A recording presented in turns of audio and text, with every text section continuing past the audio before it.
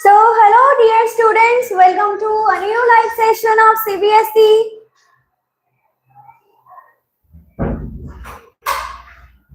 So, today we have to discuss the next part of the metals and non-metals. So, on the previous slide, we have discussed the properties of metals, non-metals and about the reactions they can do or they can react. So, now for today, we have to discuss the properties of the reaction and the bonds that made by the metals and non-metals. So, we have to study the cations and anions and metals or non-metals which form which ions and their properties, okay? And the duet rule and the octet rule. So, today, welcome to the live session once again.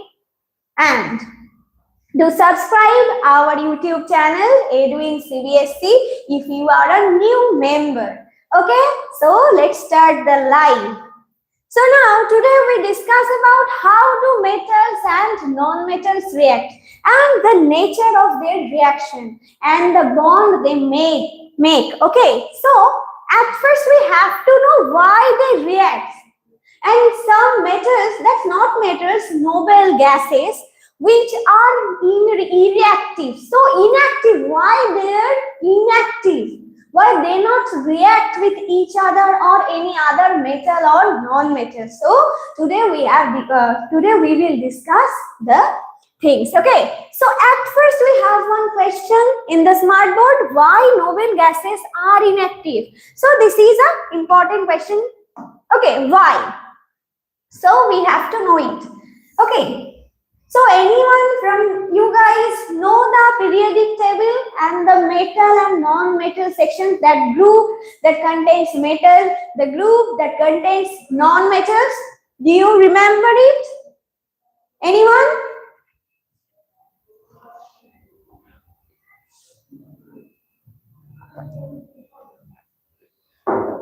So now we have to discuss it, but at the very first we have to know it. Why noble gases are inactive? Noble gases, they are chemically inactive. So at first know that they are chemically inactive because their outermost or valence shells are already full. So we have to know that what is the outermost shell or what is the capacity of the outermost shell of the electrons. Okay, so we know that for every metal or non-metal, they want to become octet in the outermost shell. Okay, so that is the valence shell. So what is valence shell? The outermost shell. Okay, so that decides the valency of the metal or non-metal. We know about valency, right? Okay. So we have the idea of valency of the metals or non-metals or the elements of the periodic table. We know the valency, right? So we know that carbon valency is 4, oxygen is 2, sodium has the valency 1, okay, magnesium 2. We know it. Okay. So noble gases, they are chemically inactive because their outermost or the valence shell, that means the outermost shell, that the valency depends on this outermost shell and the number of the electrons that have. Okay, so the shells are already full. They don't need to exchange electrons or take any electrons from other metals or non-metals. That's why they are noble gases and that's why they are inactive. Okay, that's why they are inactive. So the very first example is helium. Okay, helium has 2 protons and 2 electrons. Okay, so in the nucleus that has 2 protons and 2 neutrons. Okay, 2 neutrons, and this is the outermost shell. This is the very first shell of the helium, and this is the outermost shell because this is the last shell. So in the last shell or the valence shell, it contains 2 electrons, and this is the capacity of the first valence shell or the first shell. This is the capacity. So it has the full outermost shell full electrons. So the electron contains fully in the first shell or the valence shell. So helium is inactive, and now argon. Okay. The atomic number of argon, what is the atomic number of argon? Atomic number is 18. So, the valency is, so at the nucleus that contains 18 number of protons and neutrons. Okay, now at the very first shell, it contains 2 electrons, and the second shell, it contains 8 electrons.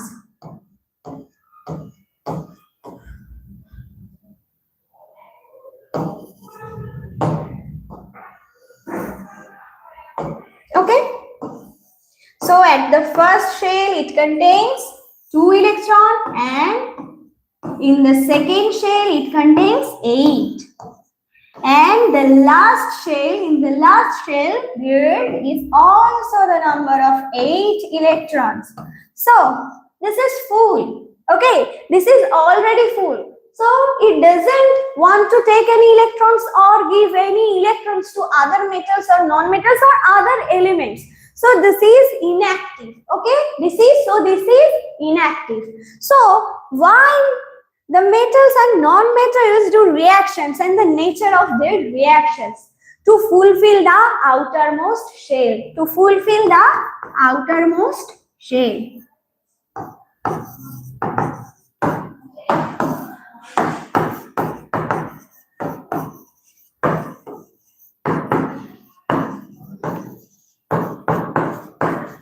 To fill the outermost shell. Okay.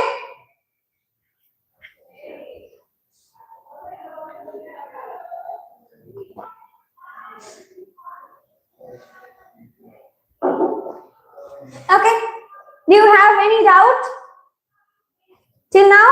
Okay, so now the reactivity of any element is essentially its drive to reach the same state of stability, a completely full outer shell. So why do metals and non-metals react? So we can ask it like that, why do elements react? So the reactivity of any element is essentially its drive to reach that same state of stability that already has the noble gases. The stability is a completely full outer shell. Okay, this is the reason. So this is the reason why elements take electrons, taking electrons or giving the electrons. Okay, so this creates the ionic bond. This creates the ionic bond. So there is two types, not two types, there are three types of bonds. Okay, bonds present. So we have to study the ionic bond and covalent bond.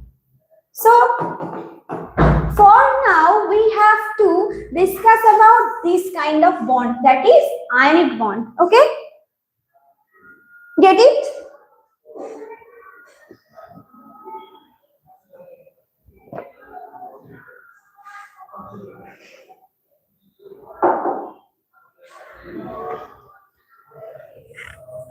Okay, so now, so the periodic table, we know the first 20 elements. What is the first 20 elements? Do anyone give the answer in the comment? So anyone from the comment section know the answer? The first 20 elements of the periodic table. So at first, we start from the hydrogen. So from hydrogen, then helium.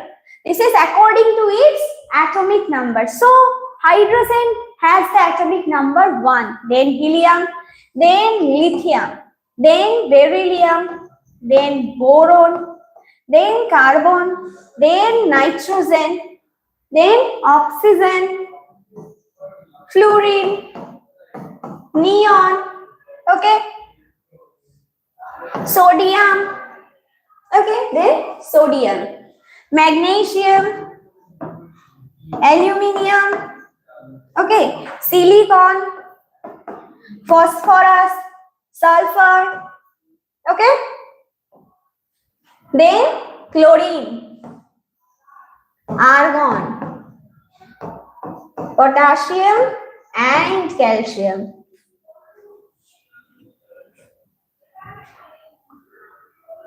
So this is the first 20 elements of the periodic table, okay. So the first is hydrogen, that has the atomic number 1, and helium 2, lithium 3, beryllium 4, boron 5, carbon 6, nitrogen 7, oxygen 8, fluorine 9, neon 10, sodium 11, magnesium 12, aluminium 13, silicon 14, phosphorus is 15, and the number sulfur contains atomic number 16, chlorine 17, argon 18, potassium 19, and calcium 20.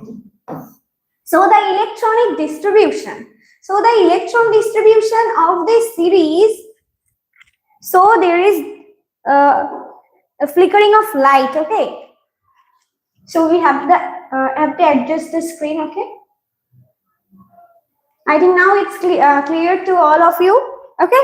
So now, so the electron distribution, the distribution of electron. So there is some rule. Okay. The very first, this is the nucleus, and the very first shell we named it about K. So this is named K, and the second L, the third M, the fourth N. So the capacity of the shell, the capacity of electrons. Okay. So the electron number of the shells in the formula 2n square. This is the formula of the capacity of the shells. Okay. So n is the shell number. N is the shell number. Okay. So now the K is the very first shell. So for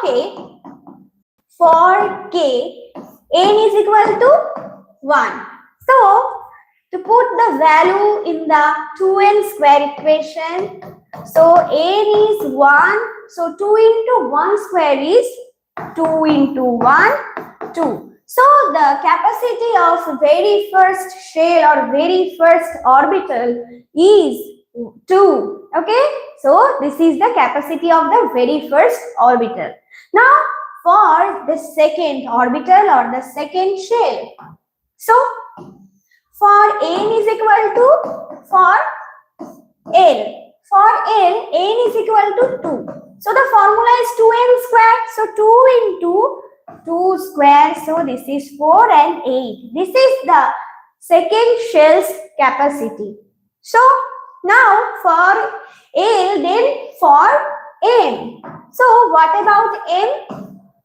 So for the shell M or M shell, n is equal to 3 and the value becomes 2 into 3 square. So 2 into 9, 18. So the capacity of electrons or number of electrons contained in a shell is 18. Okay. For n, that becomes 2 into 4 square. That means for n shell or nth orbit, n is equal to 4 and 2 into 4 square, that means 32. So this is the number of electrons that contains by a shell according to its number. Now for the outermost shell, the maximum capacity or the maximum number of electron for the outermost shell. Okay, the last shell contains electron. Okay, for an element. So for the outermost orbital, for the outermost shell or orbital, the capacity, the maximum number of electron can present, maximum number of electron presents is 8. So the number is 8. So for the outermost shell, we can't increase the number of electron above 8. So this is the last limit of the outermost shell. And for the before the shell of the outermost shell, the number, whatever it may be according to the number limit or the electron limits. Okay, by this formula we get the formula. So now for the outermost shell, the maximum capacity is only 8. Okay, so now the distribution of electrons. Okay, so for sodium, atomic number of sodium is 11. Okay, so Na we can write it like Na1123. Okay, this is the mass number and this is the atomic number. So what is the atomic number of an element? Atomic number is the number of protons present in the nucleus of the element. Okay, and what is the mass number? Mass number is, we can write it like the number of proton number plus neutron number. Okay, so 23 is the mass number. So it contains both proton and neutron. So the number of neutron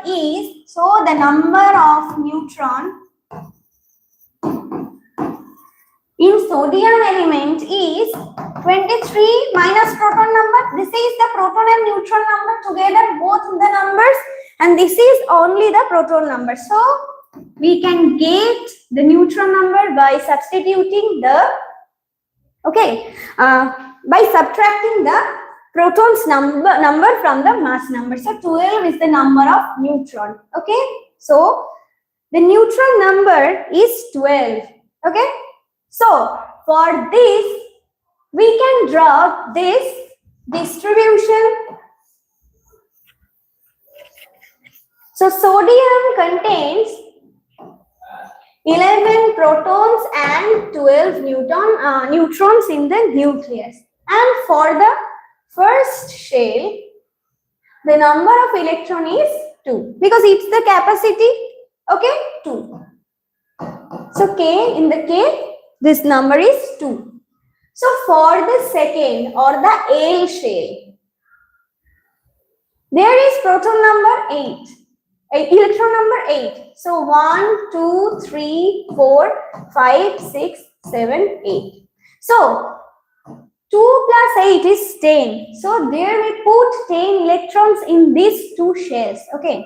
Now there remaining only 1 electron, and that we have to put it in the third shell, or this is the outermost shell. The electron number of the outermost shell of sodium is 1. So sodium is 1. So valency of the sodium is 1.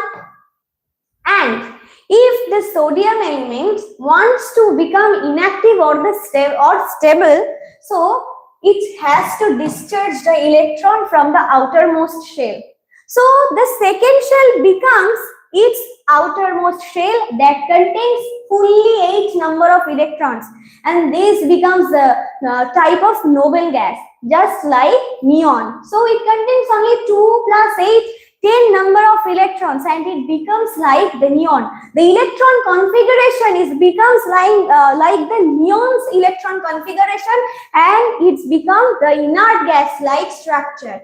and it is the stability mode. It is in the stability mode or in the stable configuration. Okay, so the electron of the sodium element wants to discharge one electron and becomes Na+. So when sodium discharge one electron, it becomes Na+. So the plus ion we consider as cations. So this is the cation. Okay, this is the cation. Sodium ion becomes the cation.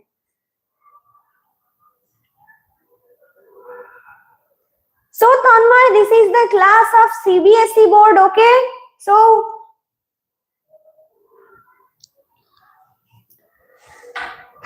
at the next live of West Bengal Board's Physical Science, you will ask the question, okay?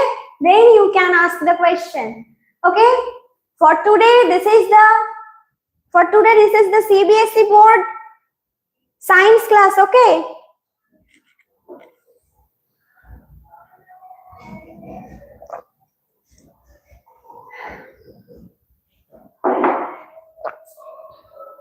Okay, Tanmay.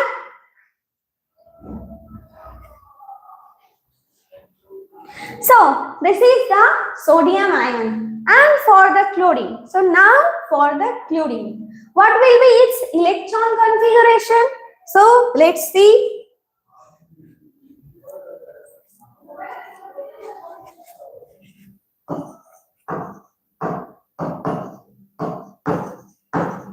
So for chlorine, the electron configuration of chlorine. So chlorine has the atomic number 17. Okay.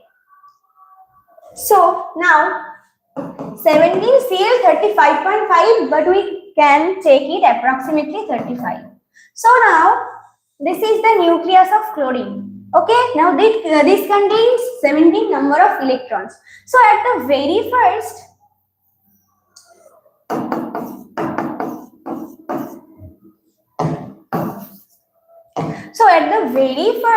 shell, it contains 2 electrons only. Okay, so we write this 2. Okay, here.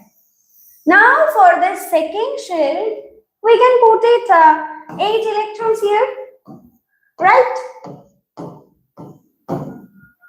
So 2 plus 8 is 10. Now there remaining 7 electrons, and we can put it in the outermost orbit, because we know that the maximum capacity is 8. So we can put 7 in the outermost shell. So there is 7 electrons. Now, so by getting 1 electrons by from any other elements, it can be stable by gaining 8 electrons or full electrons in the outermost shell. So when it takes 1 electron from other metal, okay, that becomes 288 number of electron configuration, just like as the argon gases, okay, just like the inert argon gases electron configuration. So it becomes stable. Okay, so this is forms another ion, that is negative ion. Chlorine takes electron and become chlorine minus. So this is the anion. So this is the anion. By anions and cations, we can get the ionic bond. So the NaCl for that table salt or NaCl sodium chloride, we can get here Na plus and Cl minus ions. So these ions make the bond that calls ionic bond. Okay, this is the ionic bond. Okay, do you have any doubt? So this is the ionic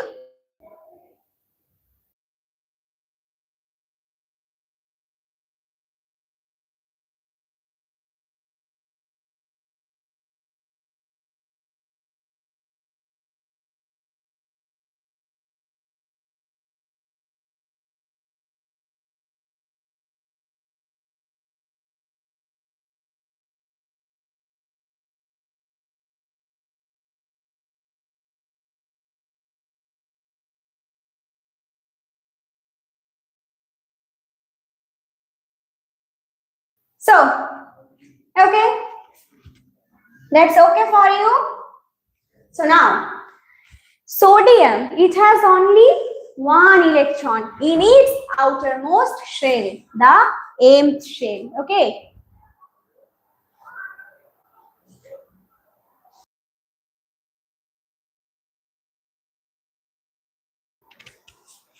And to become stable or getting the configuration like the neon gas, okay, it's much easier for sodium to lose that one electron, okay, or than getting 7 electrons, okay. So once it does, the previous shell, the L shell, becomes the new outermost shell, which already has a stable set of 8 electrons or an octet. So here we came closer to the octet rule, okay, dear students.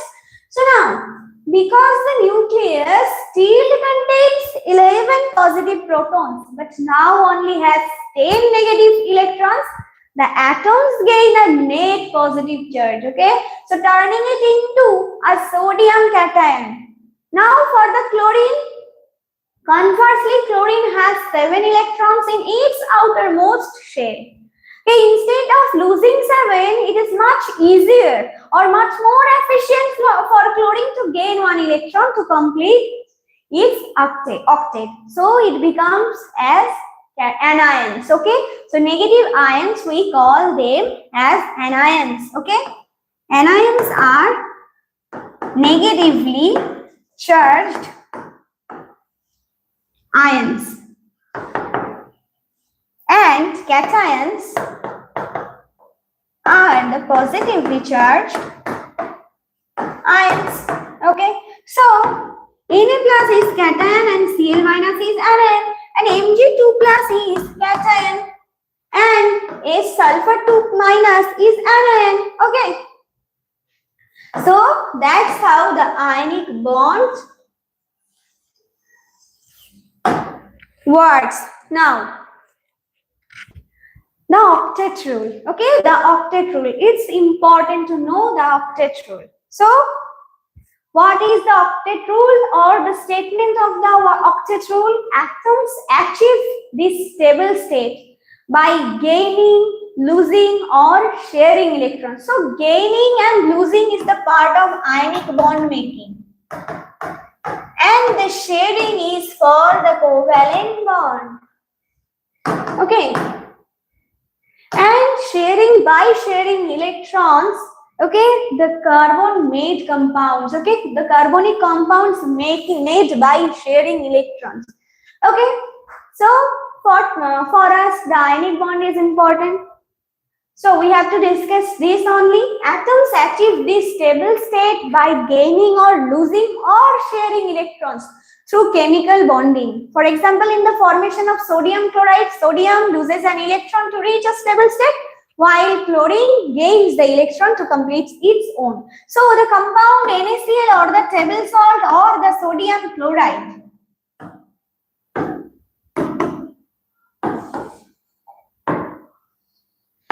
So the sodium chloride. Sodium loses an electron and becomes cation of Na plus, sodium cation or Na plus ion, and chlorine gains 1 electron and becomes chlorine minus ion or anion. So by adding those, we can get the ionic bond of NaCl. So the NaCl is an ionic compound. So this is an ionic compound. Okay. So we have to know the properties of the ionic compound. Okay. Before that, we have to know how the bond is made. Okay. So this is how the sodium chloride compound made by 2 elements, one sodium and chlorine. So the metal is sodium and chlorine is the non-metal. Okay. So we have to know the metals and non-metals of the groups. Okay. So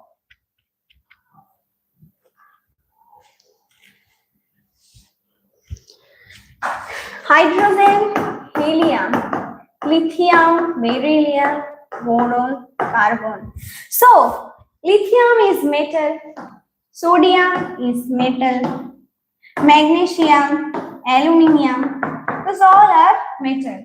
But carbon, nitrogen, oxygen, this is non-metal.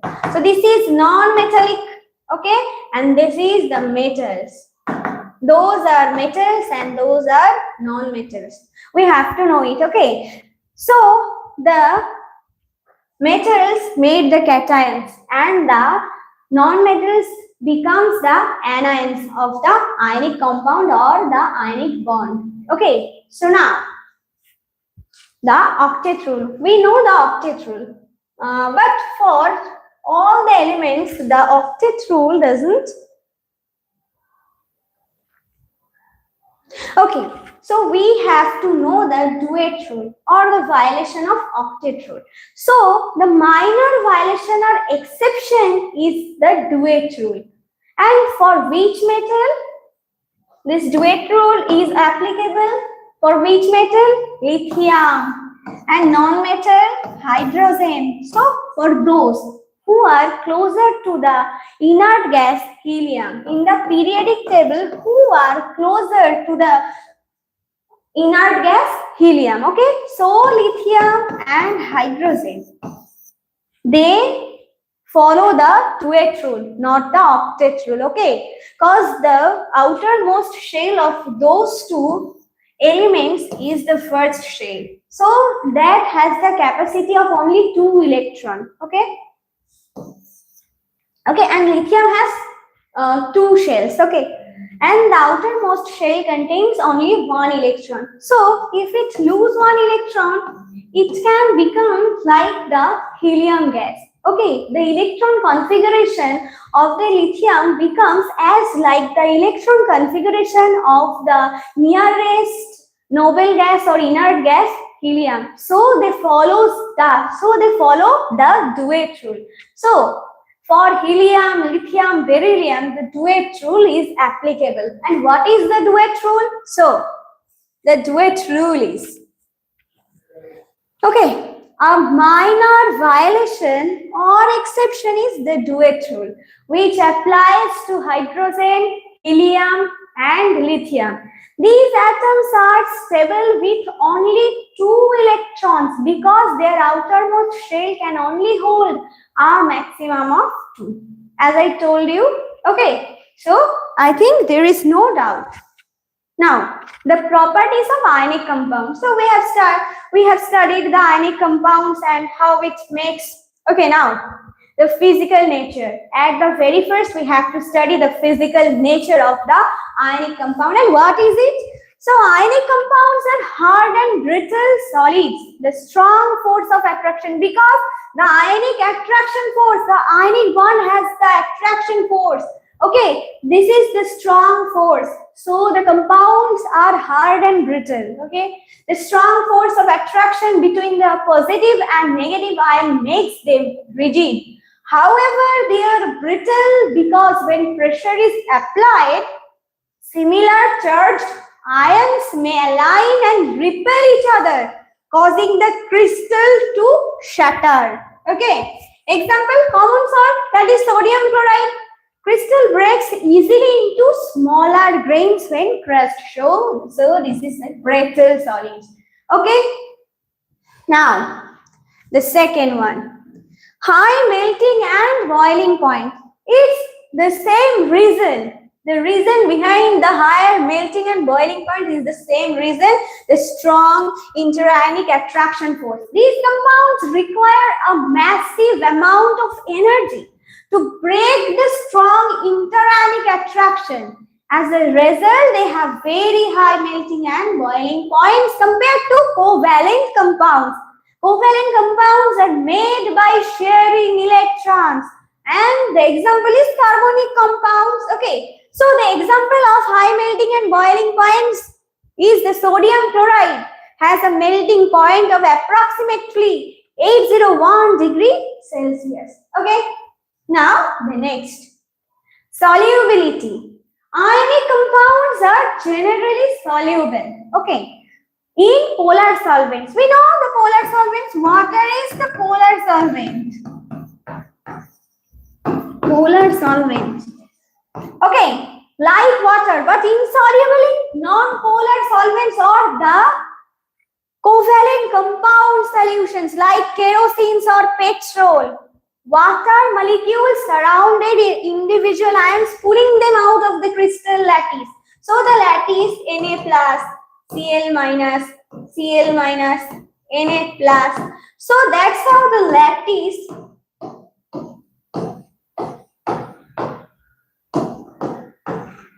we have to draw like this. Okay. So this is also Na plus. This is Cl minus. So that's how the lattice works. Okay. So the hydrogen and the OH minus. Okay. H plus and OH minus surrounds the individual cations or anions. So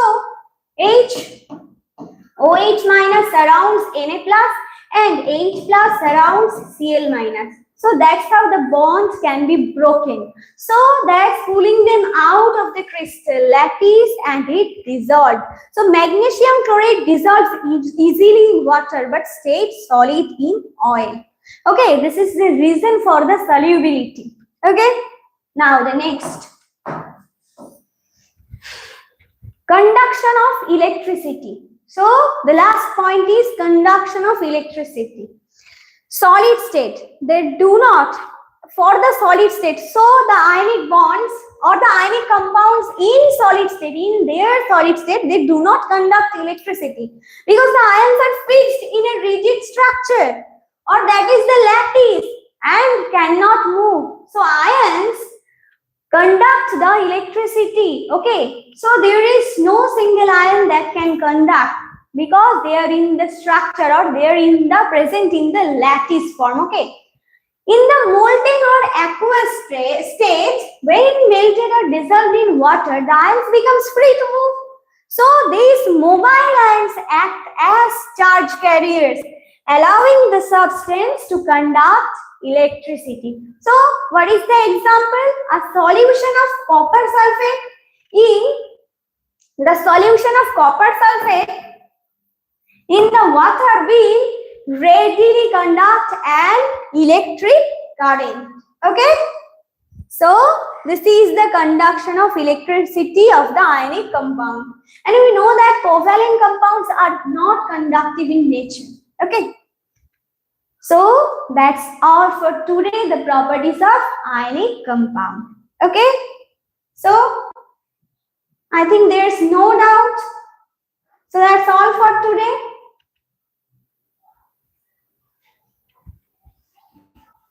Okay, and thanks for watching the live session. Please do subscribe our YouTube channel Eduins CBSE to get more live and recorded videos. Okay, so bye for today.